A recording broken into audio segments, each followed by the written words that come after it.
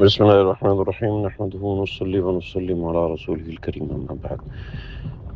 بھئی آپ حضرات کا آج 20واں روزہ ہے۔ آج دو عمل شروع ہو رہے ہیں، ایک اعتکاف اور دوسرا شب قدر۔ اعتکاف اور شب قدر دونوں اپنی جگہ پر بہت عام ہیں، رمضان کا خلاصہ ہے۔ رمضان کی عبادات جب ایکسٹریم لیول پہ پہنچ جاتی ہیں تو اللہ ہم سب تقاضا کرتے ہیں کہ اب دوسرے کام بھی چھوڑو، اور دوسرے کام چھوڑنے کے بعد صرف میرے گھر کے ہو جاؤ، اس گھر میں بند کے رہ جاؤ۔ اس کے لیے اعتکاف ہے۔ اعتکاف کا مطلب ہے بندہ اللہ کے گھر کا مجاور بن جائے، اللہ کے گھر کا خاص الخاص انسان بن جائے، جو ہر وقت اسی کے گھر میں بیٹھا رہے، جو ہر وقت اس گھر میں رہے اور ہر وقت اس گھر کی عبادات میں اپنے آپ کو مشغول رکھے، معمولات میں اپنے آپ کو مشغول رکھے۔ لہٰذا کوشش کرنی چاہیے کہ سنت اعتکاف کیا جائے، کہ 10 دن مسجد میں گزاریں اور ان اعمال کا اہتمام کیا جائے جو مسجد میں یکسوئی کے ساتھ کیے جائیں، اور مسجد کے اندر دیگر تمام ضروریات سب ایک طرف ہو جائیں۔ بازار جانا، کمانے کے لیے جانا، ضرورت کے لیے جانا، وہ سب ایک طرف ہو جائے۔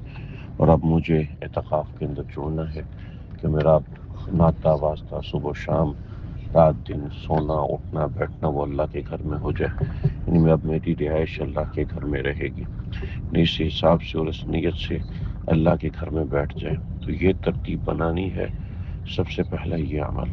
دوسرا شب قدر کا اہتمام کرنا ہے۔ شب قدر کے اہتمام کے لیے چند ضروری چیزیں ہیں۔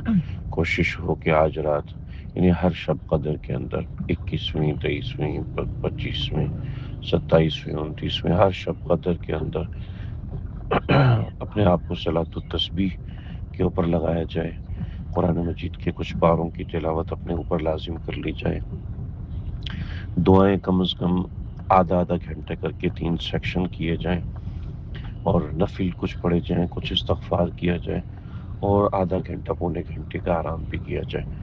تو اس طرح ترتیب رہے کہ درمیان میں جو کھانا پینا ضرورت کی چیز وہ چلتی رہے، تو رات اس طرح مشغول ہو، رات میں اس طرح اشتغال ہو۔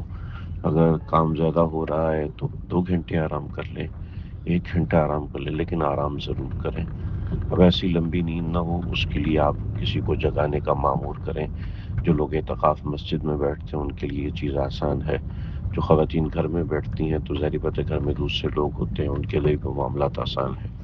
مسائل اعتکاف میں انشاءاللہ جلدی عرض کر دوں گا کہ کیا کیا موٹے مسائل ہیں، لیکن بنیادی طور پر تو سب کو پتہ ہوتا ہے کہ گھر سے نہیں نکلنا، اپنے مقام سے نہیں نکلنا، اعتکاف کی جگہ سے نہیں نکلنا، غلطی سے نکل بھی گئے تو اعتکاف فاسد ہو جاتا ہے۔ وضو کے لیے جا سکتے ہیں، استنجا کے لیے جا سکتے ہیں، لیکن یہ ہے کہ دیگر چیزوں کے لیے باہر نہیں نکل سکتے، اپنے آپ کو بند رکھنا ہے اللہ کے گھر کے اندر۔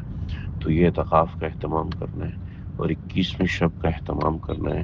آپ لوگوں کے لیے 21ویں شب ہے، اشرائے جہنم سے آزادی کا اشرا، اتقم من النار کا اشرا شروع ہو رہا ہے آپ حضرات کے لیے، اور یہ عبادات کا ایکسٹریم لیول شروع ہو جاتا ہے۔